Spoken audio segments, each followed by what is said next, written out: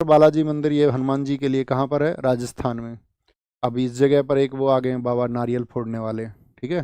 बाबा capture कर लेते हैं हर जगह को। बाबा एकदम से टाइल्स उखाड़ना चाह रहे थे, टाइल्स, तो टाइल्स तो उखड़ी नहीं बाबा पे, तो जो दीवार टूटी हुई है वही गिरा दी, और फिर आपका नारियल में दह घुसे और दह घुसे, और अब हम ही हैं सब कुछ। या वो तो हम भी करेंगे कुछ। सालासिर बालाजी मंदिर, करणी माता का मंदिर। करणी माता का मंदिर देखिए यहाँ पर, यहाँ इस इमेज में देखना, तो करणी माता का मंदिर ये आपका सफेद चूहों का मंदिर भी है। यहाँ पे सफेद चूहे भी इतने पाए जाते हैं, सफेद चूहे। आप लिख लो हमारी बात, हम तुम्हें बता रहे हैं। मतलब एक समय पे एक बहुत बड़ा चरित्र कोई बन जाता है हिंदुस्तान में। देखिए, आप समझो, बिहार का आप लिटरेसी रेट उठाओ, यूपी का आप लिटरेसी रेट उठाओ, उसमें आप विशेष गौर करना यूपी और बिहार में महिलाओं की साक्षरता का प्रतिशत कितना है। तो अब वो विज्ञान और वैज्ञानिक तर्क को नहीं समझ सकते हैं, तो उनके लिए बहुत आसान हो जाता है इन स्टेट्स में आपका जगह बनाना, पॉपुलेशन भी काफ़ी है।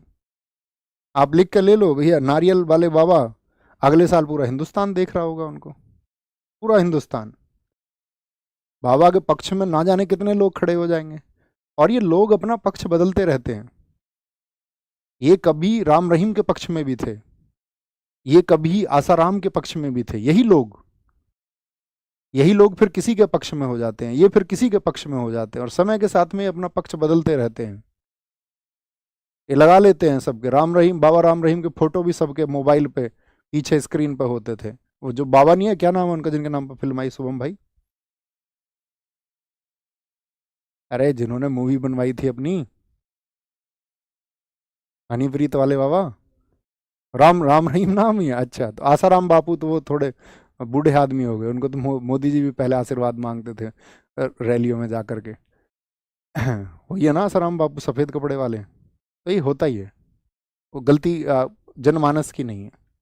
वो चुन लेते हैं किसी एक को, घर में फोटो लगा लेते हैं। हमारी दादी थी, हमारी खुद की दादी, कह रही कल को तू मुझे सिकंदराबाद लेके चलेगा। मैंने कहा ठीक है।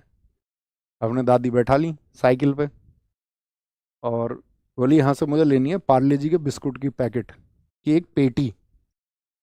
तो मैंने ये सोचा, मैंने कहा हमारे तो मज़े रहेंगे, अब शायद रोज़ बिस्कुट मिलेंगे हमें।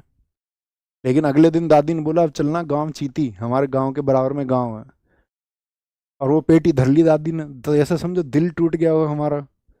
हम तो सोच रहे थे बिस्किट हमें मिलेंगे, दादी पेटी उठा के चल दी है। मैंने पूछा अम्मा कहाँ लेके जा रही हो, तो उन्होंने बताया राम रहीम का सत्संग है, उस सत्संग में वहां बिस्कुट बांटे जाते थे एक दूसरे को। बिस्किट, आप पूछना आपके घर में कोई बुजुर्ग हो कि क्या ऐसा होता था, बिस्किट बांटे जाते थे? हाँ, तो वो उन्हीं की थी। और हमने देखा हमारे गांव के कम से कम 40-50 आदमी वहां मौजूद है, औरतें ज्यादा हैं, और खूब प्रचलित थे उस समय पर, जब हम छोटे से थे, बहुत छोटे से। जब इस समय वाले जो बाबा ना वो नहीं थे, जब वो पुराने वाले बाबा, जब उनका वर्चस्व था।